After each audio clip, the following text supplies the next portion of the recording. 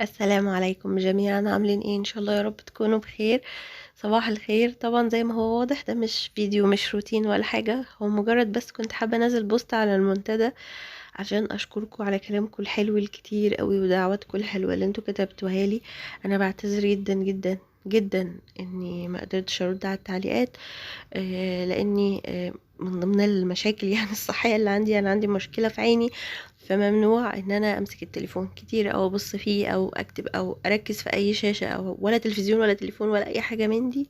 فالحمد لله على كل حال. انا عامل بس الفيديو ده عشان اقول لكم ان شاء الله هرجع قريب، يمكن بكرة. انا طبعا مصورة فيديوهات من اول الشهر كمان، وحاجات بقى في تنظيفات واستعدادات لرمضان وكده، بس قدر الله ما شاء فعل. انا مصورة الحاجة وعاملها مونتاج، بس مش قادرة ابص في التليفون علشان اكمل المونتاج بقى واسجل صوت والحوارات اللي انتوا فاهمينها دي.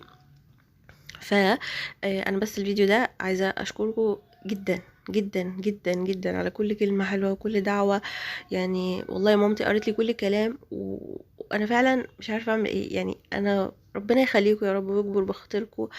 انا طالبه منكم مساعده بسيطه ما تنسونيش في دعاكم، ودعوا ان ربنا يكمل شفاها على خير. موضوع العينين ده صعب قوي قوي قوي قوي قوي، وربنا ما يوريكم اي حاجه وحشه في نفسكم ولا في اي حد بتحبوه، ويبلغنا جميعا رمضان على خير يا رب. ان شاء الله ان شاء الله هحاول. طبعا انا النهارده احسن بكتير من الايام اللي فاتت، اللهم لك الحمد، ولكن برضو ما تنسونيش في دعائكم بالله عليكم. عايزاكم كل ما اجي على بال حد ادعوا لي، ادعوا لي ان ربنا يكمل شفاعي على خير وما يحوجنيش لحد، بس مش عايزه اي حاجه تانية.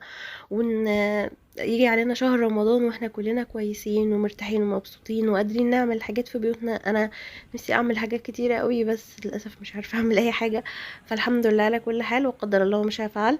والفيديو بقى بتاع التجهيزات والحاجات اللي انتوا عارفينها دي، انا مصورة حاجات فاضل عليها تاتشات بسيطه كده، ممكن انزله لكم بكره باذن الله، عشان مش هينفع يجي رمضان واحنا كده وانا حاسه انكم بعيده عني. يعني انا مش هعرف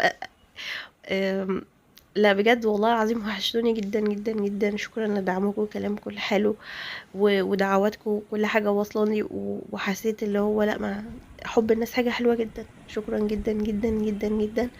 ونصيحة أخوية أخيرة، ما تزعلوش. كل مرة هيجرالي حاجة هرجع أقول لكم ما تزعلوش، عشان أنا دايما لما بزعل بحس إنه جسمي بيعترض على اللي أنا فيه فبيعاقبني. فالحمد لله على كل حال. ما تزعلوش عشان ما فيش اي حاجه في الحياه تستاهل دمعه واحده من عينيكم، ولا تستاهل ان يجرالكم بعد الشر اي حاجه. مفيش اي حاجه في الحياه تستاهل. واستنوني قريب ان شاء الله، غالبا بكره في فيديو حلو جدا جدا جدا، واشوفكم على خير. وبالله عليكم ما تنسوني في دعائكم ان ربنا يكمل شفايا على خير.